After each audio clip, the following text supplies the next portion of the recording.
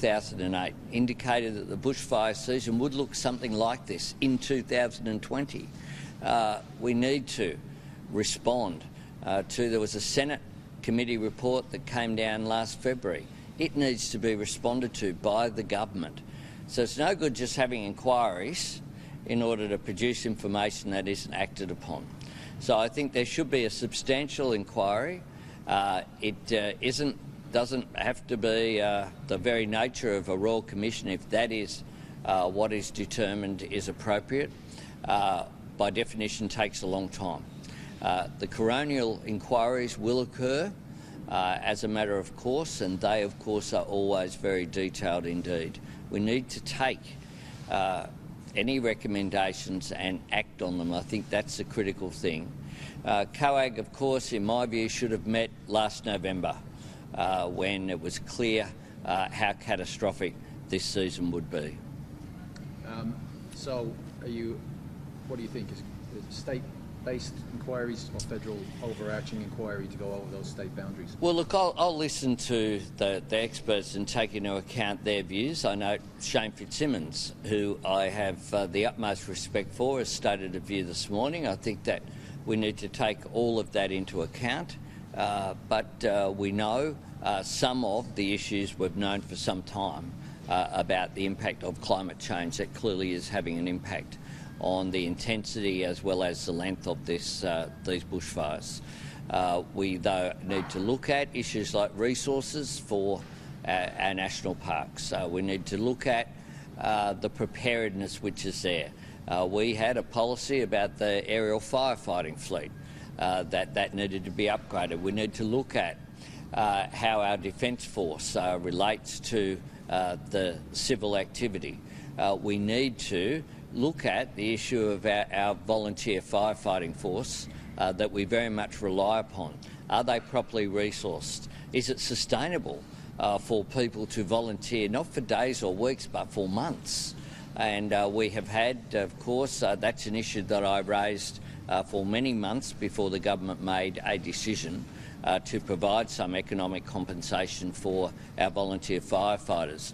But we need also, when it comes to that, to examine how that's being rolled out. I'm somewhat concerned at reports that people will only be eligible for payments based upon their normal hours of work. That is, if people have been working on an 11 p.m.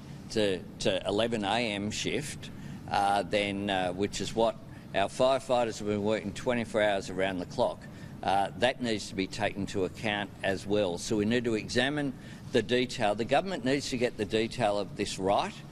In part, it will be our job to make sure that occurs. We want to be constructive in how we relate to all of these issues, but we're determined to make sure that at the end of the day we have one concern, which is for the people impacted by these fires. And then also, of course, I've said that there needs to be an ecological audit.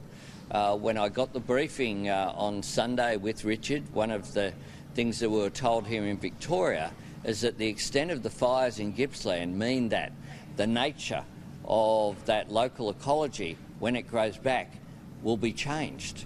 What's the impact of that on our native animals? What's the impact of that on the nature of the ecology, both in terms of plants but also in terms of animals, birds? We need to examine all of those issues.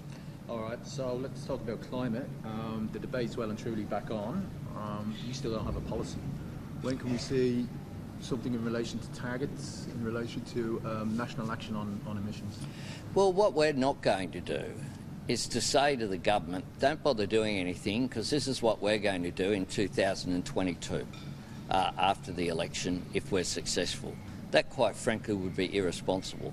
We want the government to act immediately. And the idea at this stage in the cycle that the Labor Party's policy today will have an impact in 2022 is, quite frankly, an immature question. What we need is the government to act. We take climate change seriously. We will act on the science. We will have strong policies, but they'll be off the basis of what the starting point is. We don't want the starting point to frankly be the pathetic response with no climate change policy and no energy policy that we have from this government at the moment. Okay, but you don't have a climate or an energy policy either. Are you able to update, Well, because the election supporters out there perhaps with the elections I refer to the previous 3,224 times I've answered that question, and say to you that the next elections in 2022, our principles are very clear. We want a strong domestic policy that drives down our emissions. We want that to give us credibility to take action in terms of internationally. What we won't do is let the government off the hook, and our supporters don't want us to do that. Our supporters want us to hold the government to account. The last time we were in government, we took strong action. I must say that the 2006 policy was written by myself as the Environment and Climate Change spokesperson for the Labor Party in the Beazley opposition. It was a comprehensive plan.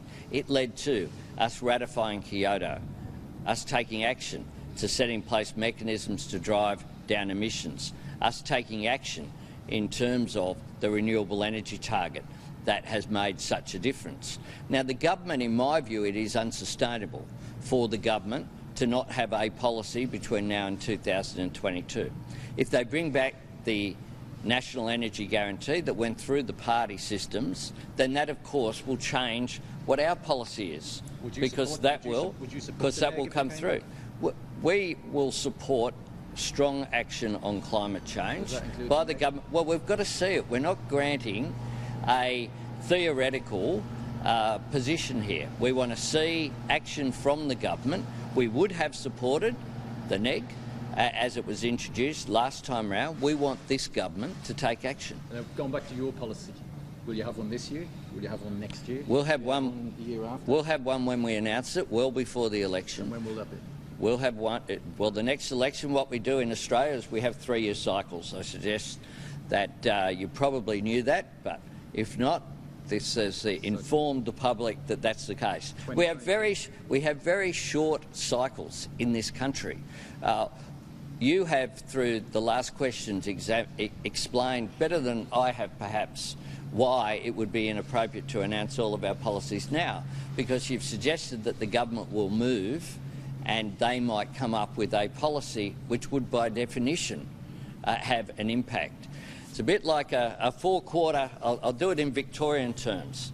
An AFL Grand Final, you don't know how you're going to go in the third quarter and the fourth quarter, which is the winning quarter, where you want to be kicking with the wind, unless you know what the score is at half-time. That will dictate what you're able to do, whether you've got people going back, whether you've got people going forward into the premiership quarter. Okay, those things are all important.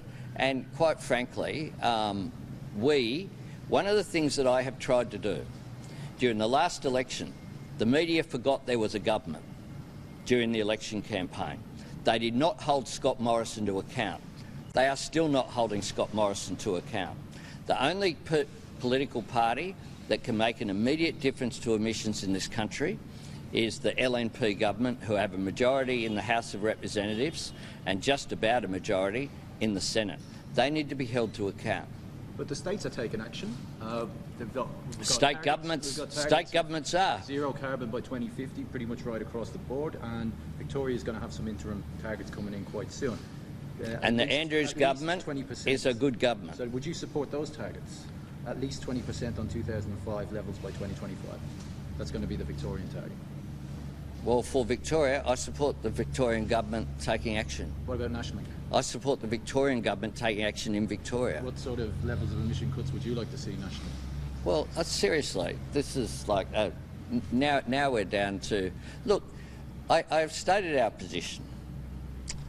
Our position is that we want strong action on climate change. We'll announce our proposals based upon where we're at, closer to the election. We won't let the government off the hook.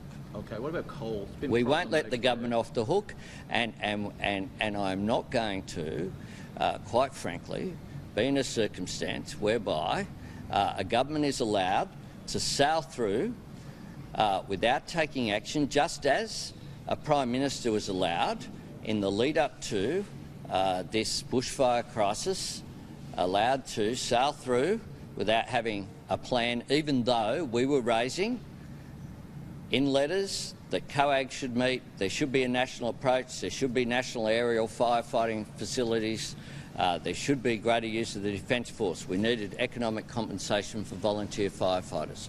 We did all of that. It was all out there. Some of those proposals have now been taken up.